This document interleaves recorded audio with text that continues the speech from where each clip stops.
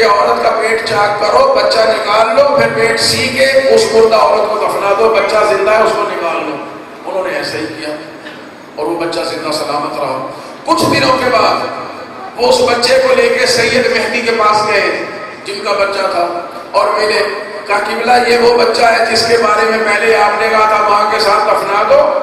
جب ہم گئے تو آپ نے پیچھے سے بندہ بھیجا، پیغام بھیجا کہ نہیں بچہ نکال لو اور ماں کو دفنا دو۔ تو یہ وہی بچہ ہے، بچ گیا، ہم آپ کے سامنے اس کو دعا کرانے کے لیے لائے ہیں۔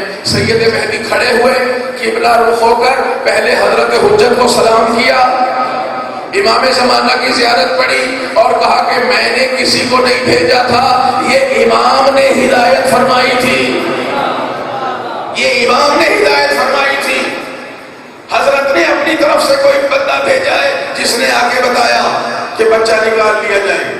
وہ چلے گئے، سید مہدی نے اپنے خادم سے فرمایا کہ آج سے میرے دفتر کا دروازہ بند کر دو، مجھ سے غلطی ہو جاتی ہے، میں فتوی نہیں دوں گا، اور یہاں لکھ کے لگا دو کہ کوئی فتویٰ لینے نہ آئے، میں کسی کو فتویٰ نہیں دوں گا۔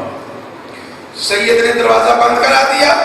حضرت امام زمان اجل اللہ تعالی فرجہ شریف سے ان کی ملاقات ہوئی، اور بے شمار واقعات ہیں ان کے سید مہدی کے، اوروں کے بھی، کہ امام زمانہ سے ملاقات ہوئی۔ اب دو روایتیں، ایک یہ کہ خواب میں نظر آئے، ایک یہ ہے کہ جاگتے میں ملاقات ہوئی۔ تو خواب میں بھی ہوں تو معصوم کا خواب بھی سچا ہوتا ہے۔ امام نے فرمایا کہ اے مہدی، سید تم نے فتویٰ دینا کیوں بند کر دیا؟ کیوں لکھ کے لگایا کہ میں فتویٰ نہیں دوں گا؟ تمہارا اجتہاد کیوں بند ہو رہا ہے؟ تاکہ مولا میرے سے غلطی ہو جاتی ہے۔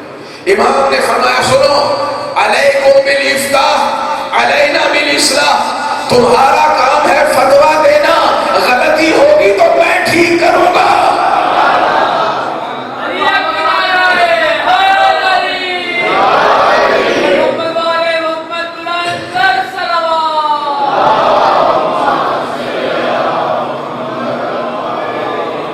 وہ آج بھی ہدایت کا فریضہ انجام دے رہے ہیں۔ وجود امام لطف ہے، لطف خدا، ورنہ ہدایت کا سلسلہ بند ہو جائے۔ اور باقی رہ گئی بات کہ اتنی لمبی عمر، 255 میں پیدا ہوئے، آج 1442 ہے، تقریباً 1100 سال سے زیادہ عمر بن جاتی ہے۔ وہ تو بہت بوڑھے ہو گئے ہوں گے، اب پتہ نہیں کب آئیں گے، جب آئیں گے تو بہت ہی بوڑھے ہو چکے ہوں گے، کیسے ہدایت کریں گے؟ گھبرا تو نہیں رہے؟ بس میں تو مجلس شروع کر دی ہے نا، ابھی اتنے بوڑھے ہو چکے ہوں گے، کیسے ہدایت کریں گے؟ لمبی عمر کا اعتراض کافر نہیں کر رہا، طولانی عمر کا اشکال کوئی مشرک نہیں کر رہا، ہندو عیسائی نہیں کر رہا، وہ کرتا ہے جو اللہ کو علی کل شیء قدیر مانتا ہے۔ بھائی اسی نے زندہ رکھا ہوا ہے جس نے ہمیں زندہ رکھا ہوا ہے۔ ہم کیسے زندہ ہیں؟ اپنی وجہ سے یا خدا کے حکم سے؟ خدا کے حکم سے۔ خدا نے ہمیں زندگی دی ہے، وہ قادر ہے، وہ چاہے ہمیں 50 سال زندگی دے، چاہے 1000 سال زندگی دے سکتا ہے یا نہیں؟ دے سکتا ہے، ٹھیک ہے۔ اور دیکھیں حضرت نوح کو کتنی عمر دی؟ 950 سال تو فقط تبلیغ ہے۔ روایات میں 2500 سال تک کی عمر ہے۔ کتنی طولانی عمر ہے جناب نوح کی۔ یہاں تو ابھی 1183 یا 84 سال بنتے ہیں، اور پھر جناب عیسیٰ زندہ ہے یا نہیں؟ کہاں ہے نا؟ کتنا سال کے ہو گئے وہ؟ 2020 ہے نا، ان کے یوم ولادت سے منایا جاتا ہے۔ 2020 سال کے تو حضرت عیسیٰ ہو گئے ہیں، اور بٹھایا بھی اسی لیے ہے اللہ نے کہ عیسیٰ انتظار کر رہے ہیں مہدی ظہور فرمائے تو میں پیچھے نماز پڑھ کے تصدیق کروں کہ یہ مہدی امت ہے۔ سرکار دو عالم کی حدیث ہے کہ جب مہدی آئیں گے تو عیسیٰ ظہور کریں گے، اور عیسیٰ مہدی کے پیچھے نماز پڑھیں گے، امام تمہارا ہوگا، عیسیٰ اقتدا کریں گے۔ اور پھر عزیزوں شیطان مر گیا ہے کیا؟ شیطان مر گیا ہے؟ کوئی خبر آئی ہو، کسی نیوز چینل نے بریکنگ نیوز دی ہو کہ ابلیس کی ڈیتھ ہو گئی ہے؟ نہیں ہو، زندہ ہے۔ کتنی لمبی عمر ہے اس کی، حضرت آدم کی تخلیق سے بھی پہلے کا ہے۔ اب آپ نادرہ والوں سے پوچھیں گے کتنے سال کا ہو گیا؟ جو آدم علیہ السلام کی تخلیق سے بھی پہلے کا ابلیس ہے، وہ آج بھی زندہ ہے، ہر مسلمان مانتا ہے، اور اس کے مرنے کی کوئی خبر نہیں آئی اور گمراہ بھی کر رہا ہے۔ ایک غیب رہ کر گمراہ کرے اسے مان رہے ہیں، ایک غیب رہ کر ہدایت کرے اس کا انکار کیا جا رہا ہے۔ شیطان زندہ ہے، وہ بھی خود زندہ نہیں ہے، خدا سے زندگی لی ہے وقت معلوم تک کی، جس کا علم فقط خداوند عالم کو ہے۔ تو جس طرح خدا نے گمراہ کرنے والے کو زندگی دی ہے، تو عدل خدا کا تقاضا ہے کہ ہدایت کرنے والے کو بھی لمبی عمر عطا فرمائے۔ عزیزان محترم، امام زمان کا وجود ایک حقیقت ہے، لمبی عمر کا ہونا یہ مسئلہ نہیں ہے۔ خداوند عالم قادر ہے، خدا قادر ہے۔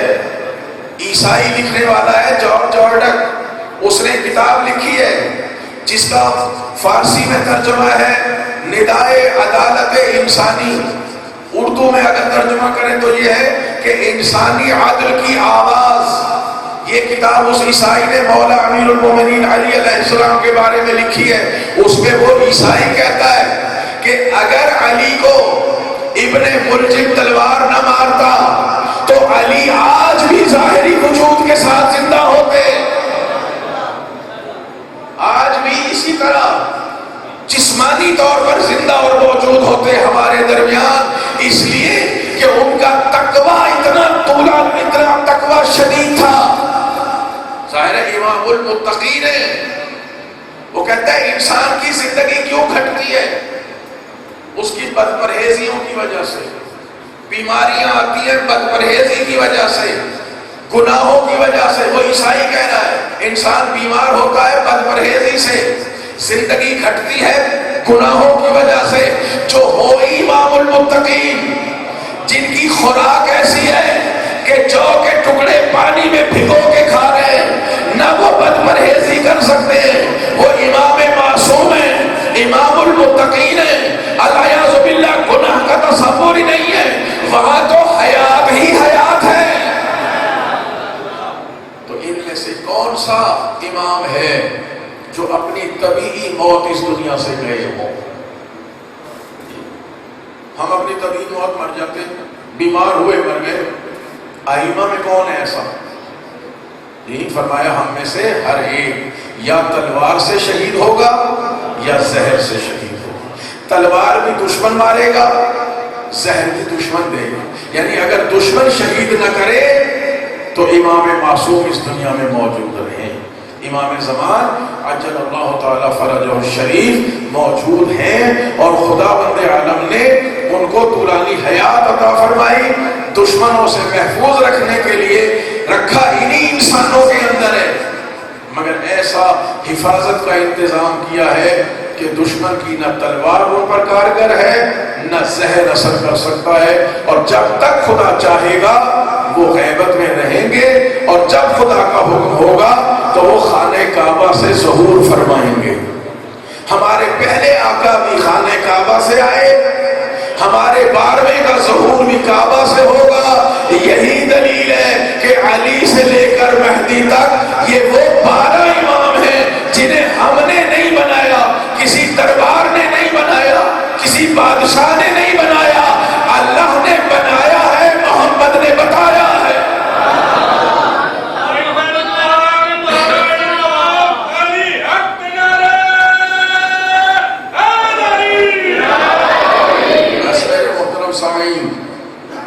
میں نے بہت سی بحثوں کو چند جملوں میں سمیٹ دیا، اس پر مسلسل گفتگو کی ضرورت ہے، کبھی زندگی رہی تو پورا محرم یا پورا عشرائی حضرت بقیت اللہ اعظم میں پڑھا جائے۔ اور میں اپنے نوجوان بھائیوں سے اور تمام مومنین سے یہ ریکویسٹ کر سکتا ہوں کہ امام کے بارے میں تعلیم اور اپنے مطالعے کو بڑھائیں، امام کی معرفت اسی طرح ہوگی، 1 گھنٹے 2 گھنٹے کی مجلس سے معرفت نہیں ہوتی. یہ تو مجلس تو ہے ہمیں خط فکر دیتی ہے، مجلس ایک لائن ہمیں دیتی ہے کہ اس لائن پہ کام کیا جائے. من ماتا یعنی حدیث روز پڑھتا رہا ہوں، جو مر گیا اور امام وقت کو نہ پہچانا وہ جاہلیت کی موت مرتا ہے. ہم نے مومن ہو کے مرنا ہے، آئمہ کے تابع فرمان اور اطاعت گزار ہو کے مرنا ہے، بغیر معرفت کے نہیں مرنا. تو اس کے لیے اپنا مطالعہ بڑھائیں. کتابیں بہت موجود ہیں لیکن اتھینٹک کتابیں پڑھیں جو ہمارے بزرگ علماء نے لکھی ہیں امام زمان کے بارے میں. جمال منتظر بہترین کتاب ہے آیت اللہ جمال گلبائیگانی کی، اور بہت سے علماء کی کتابیں ہیں زندہ کی. اور ایک کتاب میں آپ کو ضرور مشورہ دوں گا، حضرت آیت اللہ عثمان رہبر معظم خامنہئی خدا ان کی حفاظت فرمائے، ان کی کتاب اردو میں ترجمہ ہو گئی ہے 250 سالہ، پر اس کا ترجمہ کیا ہے 250 سالہ انسان. چونکہ ہمارے آئمہ کا دور 250 سال کا بنتا ہے جس میں انہوں نے ظاہری طور پر فریضہ امامت کو انجام دیا ہے، یعنی 11 ہجری رسول اللہ کی رحلت سے لے کر امام زمان کی غیبت تک. اس میں انہوں نے سارے آئمہ کے جو زندگی کے اہم واقعات تھے اتنی روشن فکری کے ساتھ انہوں نے بیان فرمایا ہے کہ انسان کی عقل دنگ رہ جاتی ہے. ہم 22 23 25 ہزار کا موبائل خرید لیتے ہیں، بلکہ اس سے بھی زیادہ، اور کتنے پیسے خرچ کرتے ہیں. یہ 500 روپے کی کتاب ہے، لاہور سے مل جاتی ہے، بہترین کتاب ہے 12 کے 12 آئمہ کی معرفت حاصل کرنے کے لیے. اس کے علاوہ اور بھی بہت سی کتابیں اردو میں ہیں، آپ کے ڈاؤن لوڈ بھی ہو سکتی ہیں، پیسہ بھی خرچ کرنے کی ضرورت نہیں. تو یہ کتابیں پڑھیں تاکہ معرفت حاصل ہو کہ وہ تحریک جو سید الشہداء نے کربلا میں شروع کی تھی وہ تحریک ختم نہیں ہوئی ہے، کربلا کی جنگ جاری ہے. اور آج اس کربلا کی جنگ کے جو سرپرست ہیں وہ حضرت بقیت اللہ العظم امام زمان اجل اللہ تعالیٰ فرجہ. یہ بہت ضروری ہے کہ آپ آئمہ کی حالات زندگی کا اور ان کے معجزات، کمالات، ان کے علمی جو واقعات ہیں اس سے فائدہ حاصل کریں. بس عزادارو، یہ اس سلسلے کی آخری مجلس ہے. وقت آیا اور تیزی سے گزر گیا اور 9 راتوں کا پتہ بھی نہیں چلا. ابھی گفتگو شروع ہوئی تھی کہ عشرہ مبارکہ ختم ہو رہا ہے. یہ آخری رات ہے ان شہداء کی جو 61 ہجری کربلا کے میدان میں تھے، اور یہ مصائب کی بھری ہوئی رات ہے. انشاءاللہ کچھ مصائب سحری کی جو مجلس ہوگی اذان سے پہلے اس میں کچھ عرض کیے جائیں گے، تو تھوڑے سے مصائب آپ سن لیں. اور آج آپ خود امام حسین کو پرسا دیں، امام کو پرسا دیں. کس کا؟ ان کے جوان علی اکبر کا. خدا آپ کے بچوں کو سلامت رکھے. کتنا پیارا ہے علی اکبر، ہم شکل پیغمبر ہیں.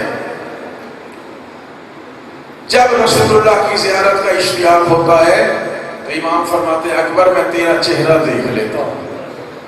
دیکھیے ہمیں اپنی اولاد کتنی پیاری ہے.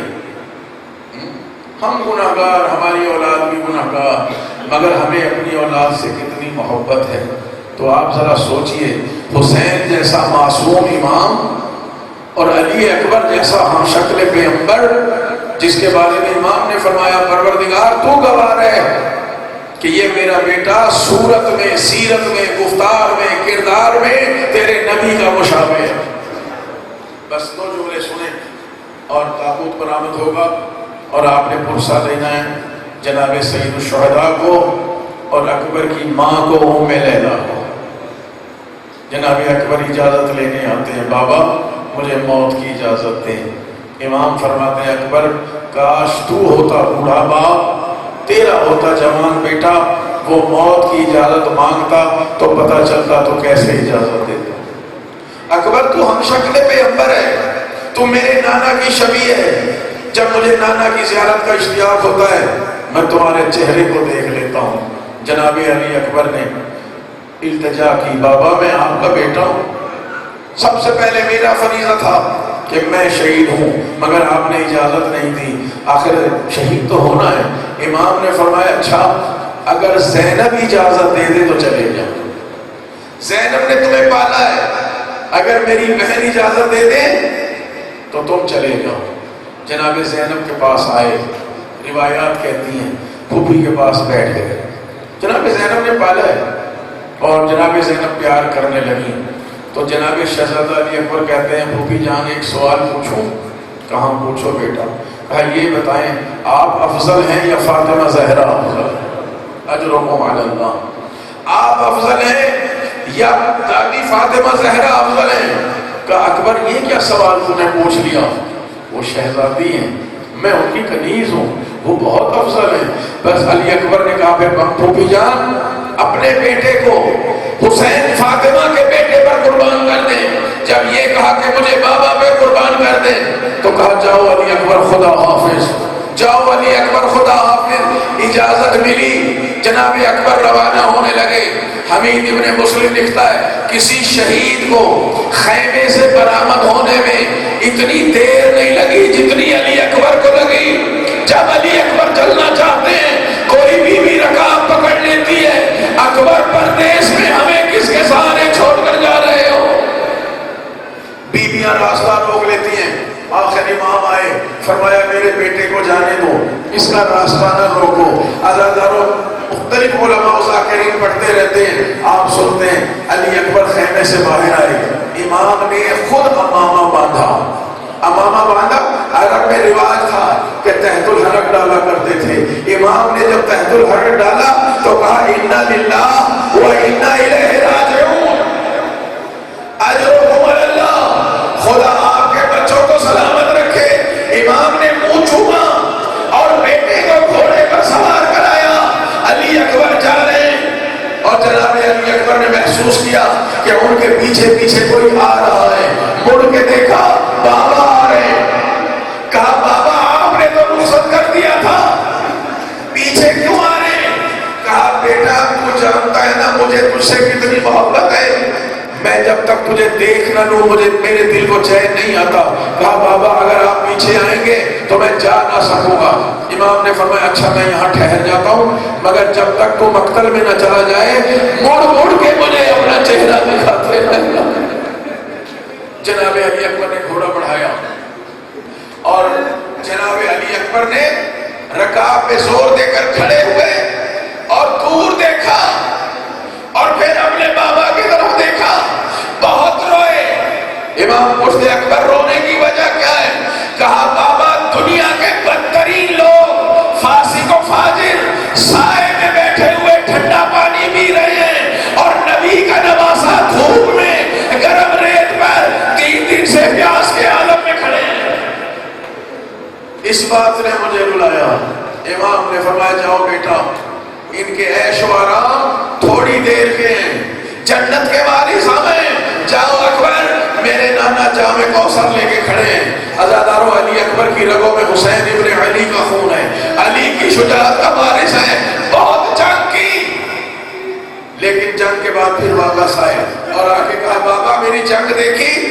فرمایا ہاں بیٹا دیکھی۔ بابا یہ میری زندگی کی پہلی جنگ ہے، پہلی بار لڑ رہا ہوں۔ کہا بیٹا جانتا ہوں۔ کہا بابا مگر یہ پیاس مجھے مارے جا رہی ہے، اگر چند گھونٹ پانی کے مل جاتے تو میں پوچھتا میرے بابا سے بیعت کیسے مانگی ہے؟ آقا نے فرمایا بیٹا پانی تو نہیں ہے، پانی نہیں ہے، ایسا کرو اپنی زبان میری زبان پہ رکھو شاید تمہاری پیاس کم ہو جائے۔ اکبر نے بابا کی زبان کو رکھا اپنی زبان پر مگر فوراً جدا ہو گئے۔ بابا آپ تو مجھ سے بھی زیادہ پیاسے ہیں، آپ تو مجھ سے بھی زیادہ پیاسے ہیں۔ اکبر اپنی پیاس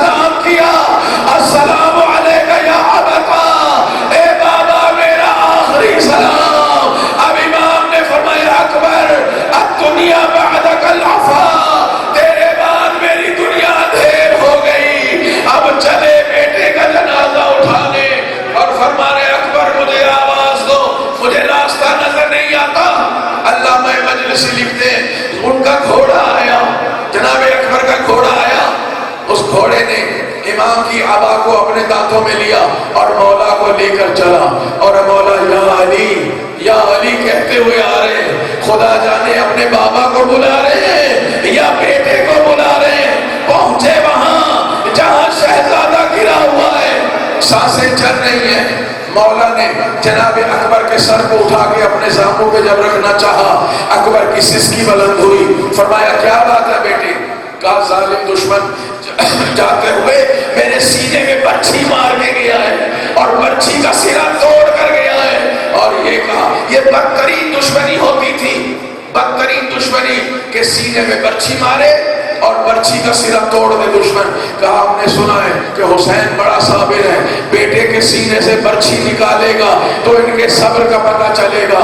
وہ باپ کی محبت تھی کہ راستہ نظر نہیں آ رہا، یہ امامت کا مقام ہے۔ آپ نے کہا اگر دشمن نے یہ کہا تو اب دنیا نہیں، انبیاء بھی آ کے میرا صبر دیکھیں۔ ایک ہاتھ اکبر کے سینے میں رکھا، دوسرے سے یا علی کہہ کے برچھی نکالی، عزادار برچھی تو نکل آئی مگر خون کا ایک فوارہ ہے۔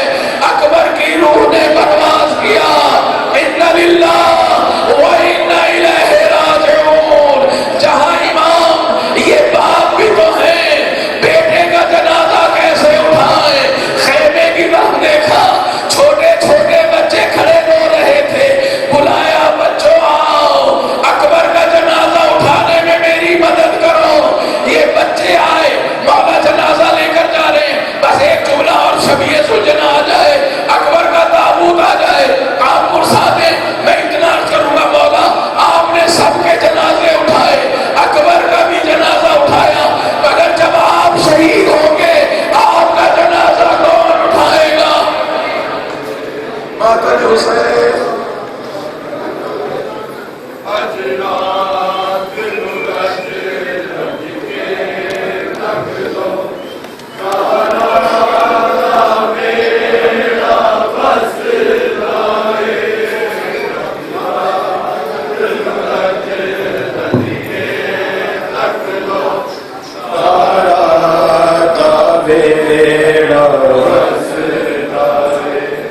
بس کو